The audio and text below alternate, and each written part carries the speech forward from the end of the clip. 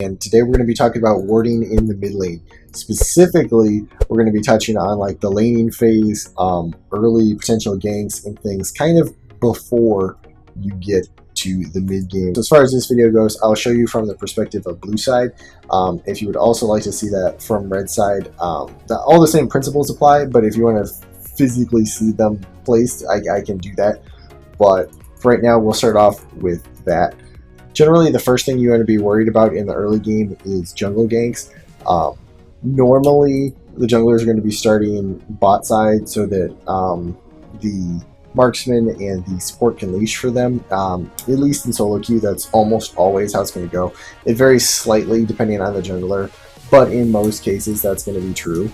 So generally, a jungler is going to clear their first 3 camps and then at least take their red buff before ganking, which means that if we're on blue side and they are going to be ganking from red buff, what we want to do is we actually, the first ward of the game most of the time, unless you have more information, you've seen them somewhere else in the map, is you want to ward the jungle entrance to that side of the jungle, which is going to look roughly like this. That way you actually have vision. The issue if you only ward this side brush here is that if they decide to come through this path over here, then you don't have sight and you're going to get ganked anyway. Brings me kind of to my next point. You also want to be warding based on your position in the lane.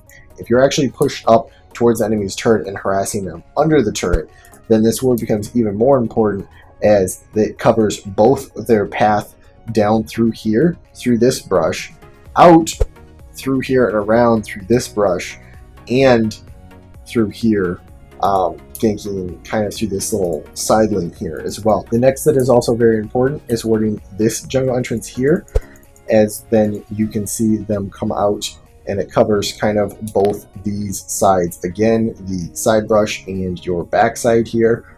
If they come from that side of the jungle, it will not, however, cover if they go all the way down through the tri-brush and then all the way back up. Again, I will touch on pig boards in a sec.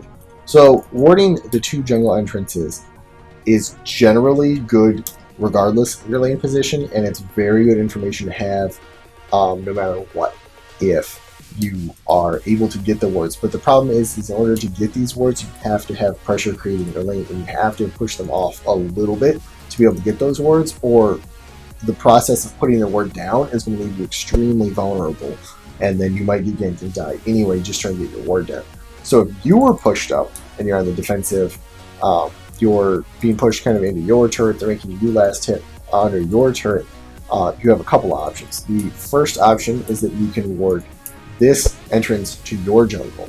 If you're pushed up to your turret, this will ensure that the jungler cannot come through in the side lane again and dive you here, and it also ensures that he can't come through there, travel around the backside, and dive you under the back of your tower, like the laner plus the jungler coming through here and diving you on that side.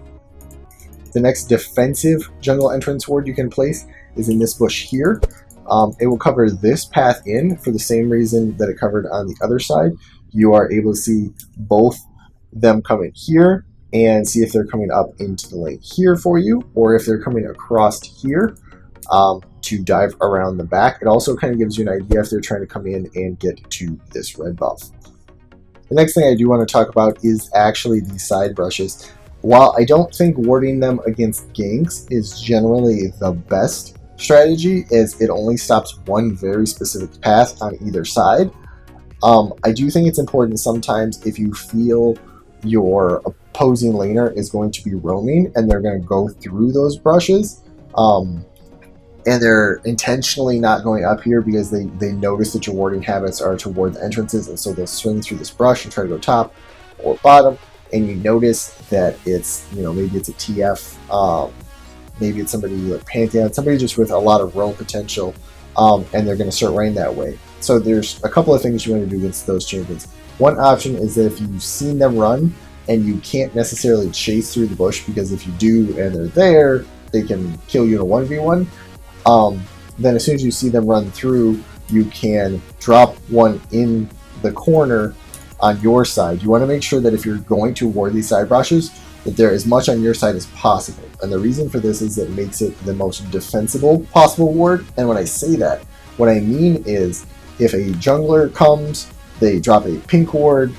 If somebody sweeps this, if there's any way they're trying to kill this ward, whether it's pink, whether it's sweep, anything, it being on this side gives you the best chance of being able to defend your ward. The farther it is over here, the easier it is going to be for them to pick it off. And if it's in the middle, you're going to have to, a lot of the time, kind of run around and then put yourself in a more vulnerable position just to deny their ability to kill that ward. That being said, you can also place a ward on the same side in the other brush as well. For the same reasons, except you're assuming they're going bot side. Finally, against somebody like TF or Pantheon that you think is going to roam, that shoves up the lane and then immediately tries to run to the sides to roam, a ward I like to place is up towards their side, outside of tower range, but kind of as close up as you can get it, because whether you have minions or not, this will allow you to have sight of whether or not they're there. So if they make a turn to immediately start running up or down, you have notifications, and then you can ping. You can tell your team, oh, TF's going bot, like you're in trouble. Be careful, because you will see that roam happening while you're still trying to get your last hits down here. Like, you'll have that information. Next thing that's relevant in most early games is warding the two main objectives, which is going to be Rift Lord and or Dragon in the early game. That being said, you have a couple of different options when it goes for it.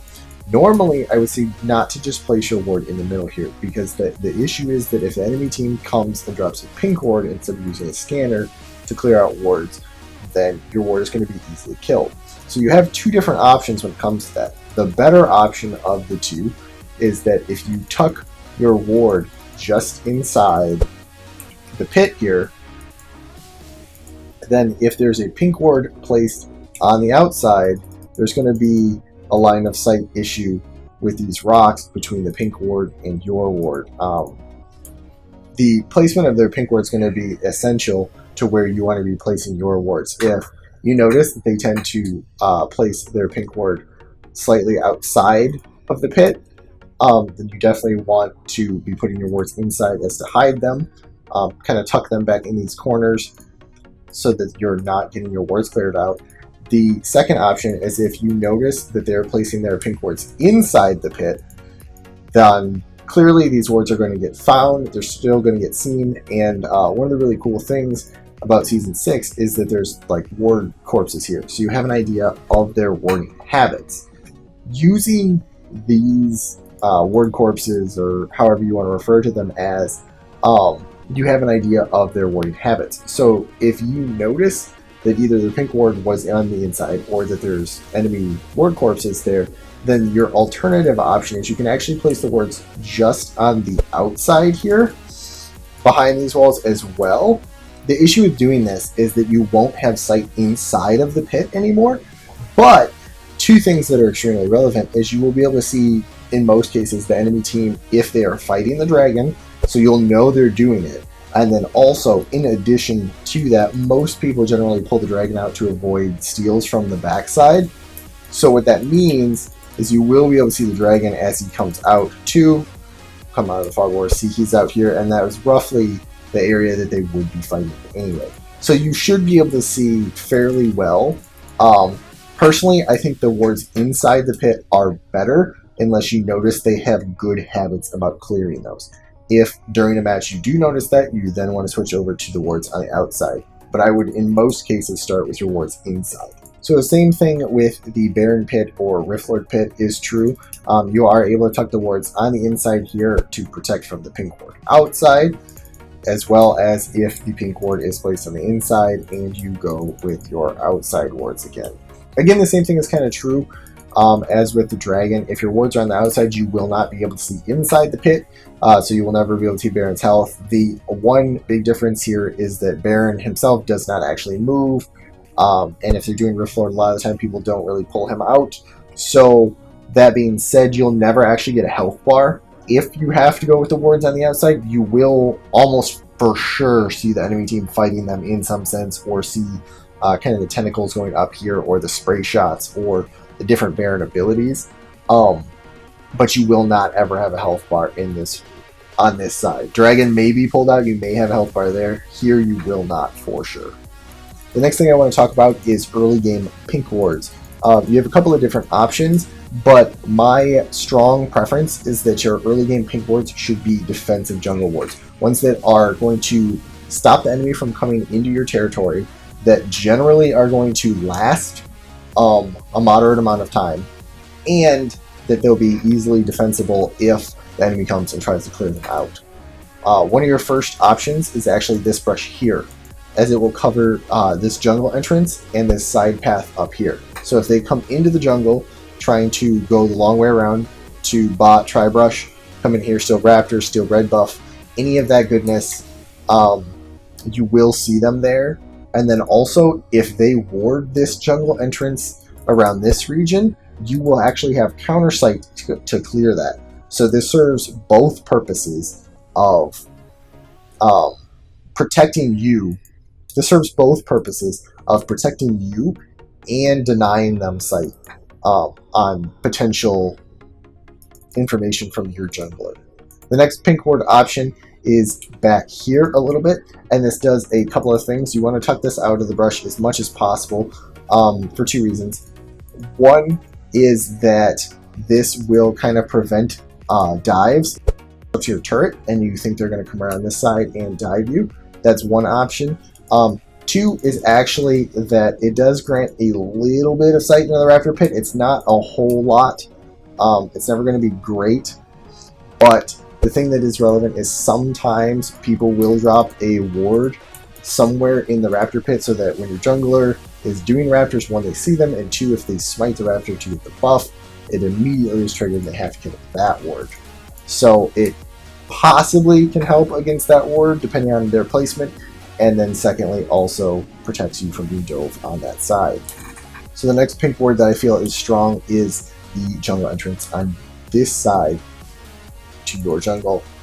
This is going to, again, just kind of deny them sight there, and in correspondence with the wards we've talked about before, it will provide you with a lot of sight. If you have both this ward and you have their jungle entrance warded, virtually that entire side of your mid lane is covered, and the pink ward is going to be permanent until they clear it. This is temporary ward, but that's essentially using one real ward and a pink to have a massive amount of vision right there, which is extremely important in the early game. Next, on this side of the lane, the other option you have is to go back into this brush farther, and it's the same reason. If you're worried about them diving out from this side on you, getting pinched between the laner and them diving on this side, I do feel like of the pink ward locations, this is one of the weaker ones, because it's pretty uncommon, I think, for them to come around and dive this side. It's not that it's useless, but I think you get a lot more value out of doing either of the jungle entrances or actually even this kind of like raptor bush, I guess you would call it. And then there's one final case, kind of, that's kind of a special case, but I at least want to touch on it. If the enemy team has a jungler with stealth, like Evelyn, Twitch is another one that's kind of happened here and there a little bit, or possibly a new champion if they release one that has stealth from the time I'm putting out this video, you want to reward either the raptors or wolves or both. The raptor ward here is kind of shown. This does a couple of different things, actually. The first one is that against any jungler, including Evelyn, if they smite the raptors, this will immediately take their smite buff away, and they'll be forced to clear that ward instead of potentially other ones. But the reason this is relevant against stealth champions is that no matter where you ward, if they're stealth, you are not going to see them unless it is a pink ward. So by doing this, you know when they're doing raptors, and then you know from raptors, especially if they don't clear this ward, which direction they're going. Are they going up top, towards top? Are they coming around to possibly get mid? That way you have a pretty good idea, generally speaking, of what they're doing. They could even be going up here, kind of towards their red, and then you know they're going to do their red, maybe even pick a fight at red. Same thing is true over by their wolves for both like Evelyn and Twitch. You can ward in there. The difference here there is that if they smite wolves, they get the jungle ghost that runs around, looks for people in their jungle. So this one is much more difficult for an Evelyn or a Twitch to clear, especially if they don't know it's there. So that's actually kind of a big deal, and this is one that I think is really relevant against those two champions and possible future ones, because it's so hard to really know, I guess, that it's there for them. And you get that information. It's the same deal. You can kind of see if they're going down bottom, if they're kind of coming over towards mid, the different paths they decide to take from there. It is a little bit more convoluted whether they're going bot or they're going to their blue buff or whatever, but they did actually recently add spawn timers for the red buffs and the blue buffs for both teams. So you would actually know if it's up, and if it is, then they're probably going for it. But either way, the goal should be to be pinging the jungler as much as you can, like where he is, where you think he is, the pathing. If you're very sure he's going somewhere, ping somebody, like they're in danger, they're going to get ganked. Seeing the jungler and knowing is so much of the early game, and your win rate itself will go up so much just from following these simple warding tips in your early laning phase to avoid jungle ganks. If you guys found this video helpful, be sure to hit that thumbs up down below. That definitely helps me and the channel out a lot. And if you like videos like this, feel free to subscribe to the channel. I'll be trying to put these up as frequently as I can. Minimum is going to be one a week, possibly more than that. And then also, if there's anything you would specifically like to see me do in the near future, or any questions you have, or anything you'd even like to add to this video, be sure to put it in the comment below. And I'll be in touch. Thanks guys so much for watching.